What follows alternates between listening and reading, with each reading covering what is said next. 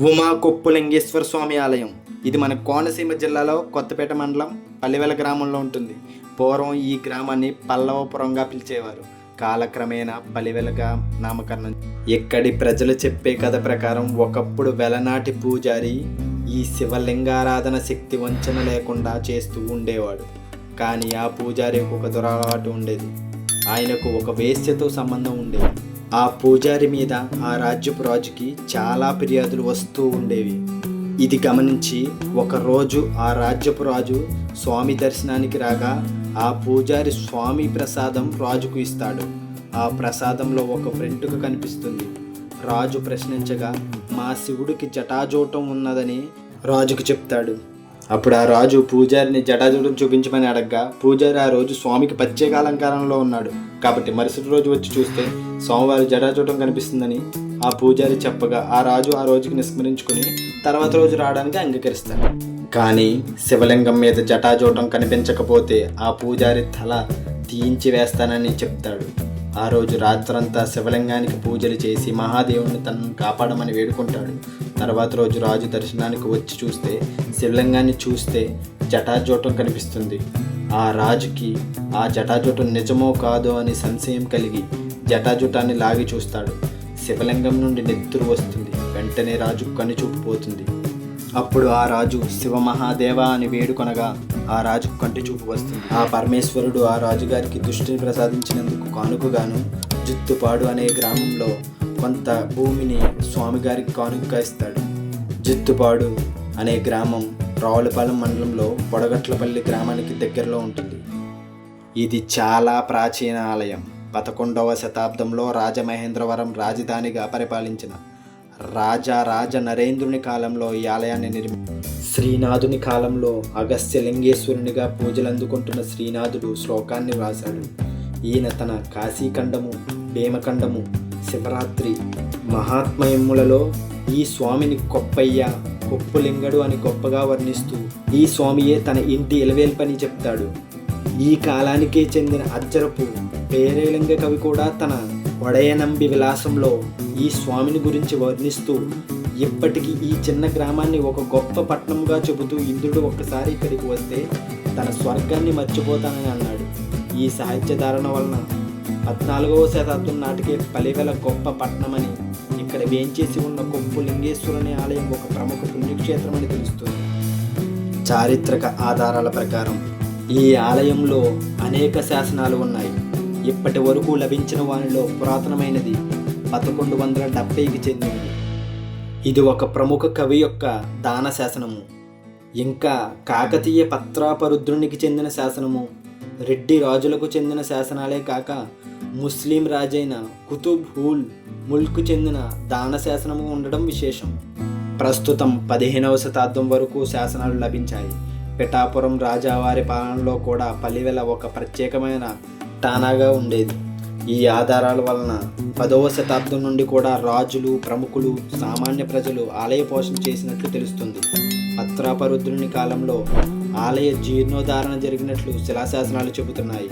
ముస్లింల దండయాత్రల సమయంలో నంది తల విరిగి పడింది.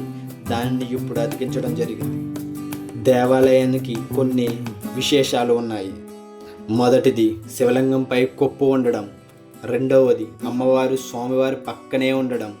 ఈ శ్రీ పార్వతీ పరమేశ్వరులు కలిసి ఉన్న యాకపీఠం ఇక్కడే ఉంది. మూడవది నిజానికి శివలింగంపై కొప్పు మొదటి నుండి ఉండినది కాదు, కాలాంతరంలో పుట్టుకొచ్చింది.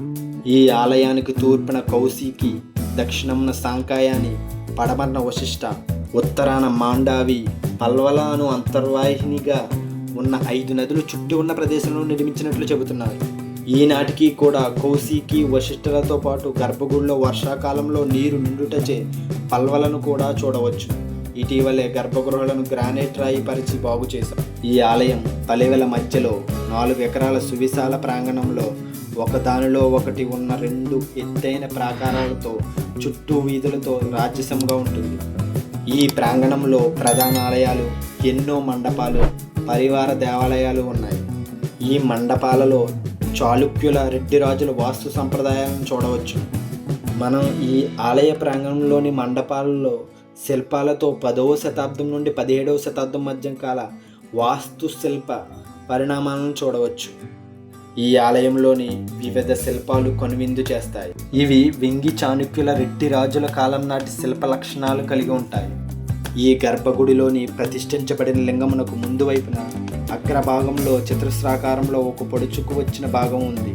దీన్నే కొప్పు అంటారు. ఇందువలన ఈ స్వామి కొప్పు లింగేశ్వర స్వామిగా ప్రసిద్ధి చెందాడు. ఈయనకు పక్కనే పార్వతీదేవి ప్రతిష్ఠింపబడింది. ఈమెకు ఉన్న ప్రభామండలమునకు రెండు వైపులా గణపతి, కుమారస్వామి కూడా ఉంటారు. సాధారణంగా శైవాలయంలోని గర్భగుడిలో ప్రధానంగా లింగం ఉండి అమ్మవారు ఒక పక్కన ఉంటుంది, లేక ప్రత్యేకంగా ప్రదర్శించబడి ఉంటుంది. ఇక వినాయకుడు, కుమారస్వాములు వేరేగా పరివార దేవాలయాల్లో ఉంటారు. కానీ ఇక్కడ స్వామివారు, అమ్మవారు పక్కనే ఒక పీఠంపైనే ఉన్నట్టు ఉంటారు. అందువలనే ఈ స్వామిని ఉమాకొప్పలింగేశ్వరుడు అంటారు. ఈ విధంగా ఆది దంపతులు సకుటుంబ సమేతంగా గర్భగుడిలోనే ఒకే పీఠంపై వేంచేసి దర్శనమివ్వడం ఇక్కడి విషయం. ఈ ప్రాంగణంలో వినాయకుడు, కుమారస్వామి, భైరవుడు, చండికేశ్వర స్వామి, పాప విమోచక స్వామి ప్రత్యక్షంగా ప్రతిష్ఠించబడి భక్తుల పూజలు అందుకుంటున్నారు. వివిధ మండపాలపై ఉన్న శిల్పాలు అతి మనోహరంగాను ఆలోచింపజేసే విధంగానూ ఉంటాయి. ఈ మొత్తం శిల్ప సంపదను 4 ప్రధాన వర్గాలుగా వర్ణించారు. ఆలయానికి ఈ మధ్యకాలంలో జరిగిన జీర్ణోద్ధరణ కార్యక్రమాల వలన పడిపోవడానికి సిద్ధంగా ఉన్న కట్టడాలను గట్టిపరచడం, కొత్త కట్టడాలను నిర్మించడం వల్ల ఈ ఆలయం కొత్త కళ సంతరించుకుంది. ఇప్పుడు ఈ ఆలయం ఆధునికత అనే మేలి ముసుగులో దాగిన అపురూపమైన పురాతనాలయం. ప్రస్తుతం ఈ దేవాలయం ఆంధ్రప్రదేశ్ రాష్ట్ర పురావస్తు శాఖ వారి ఆధ్వర్యంలో పరిరక్షణ కట్టడంగా గుర్తించబడింది. ఈ ఆలయంలో ఆనాటి జీవన విధానాన్ని ప్రతిబింబించేలా ఎన్నో శిల్పాలు, నర్తకీమణులు, లతలు, జంతువులు మొదలైన శిల్పాలు ఉన్నాయి. మొత్తంగా ఈ ఆలయ శిల్పం అత్యంత విలువైనది. ఈ శిల్పాలు వాతావరణ ప్రభావానికి, దాడులకు గురి అవ్వడం వలన చాలా నష్టం వాటిల్లింది.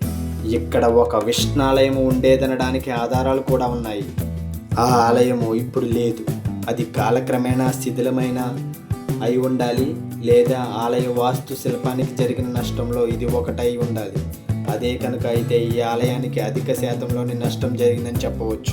ఇప్పటి వరకు మీరు ఈ ఆలయానికి వచ్చి ఉండకపోతే ఒక్కసారి వచ్చి చూడండి. ఇటువంటి ఇన్ఫర్మేటివ్ వీడియోస్ కోసం మన ఛానల్ సబ్స్క్రైబ్ చేయండి అండ్ లైక్ చేయండి అండ్ ఈ వీడియోలో ఉందో కామెంట్ చేయండి. ఈ ఆలయం యొక్క ఈ స్వామివారి పూర్వ చరిత్ర మొత్తం ఇక్కడ శిలాఫలకంపై రూపుదిద్దబడింది. వీలైతే దీన్ని స్క్రీన్ షాట్ తీసుకోండి, లేదా వీడియోని పాజ్ చేసి ఒకసారి రీడ్ చేయండి. పునర్దర్శన ప్రాప్తిరస్తు.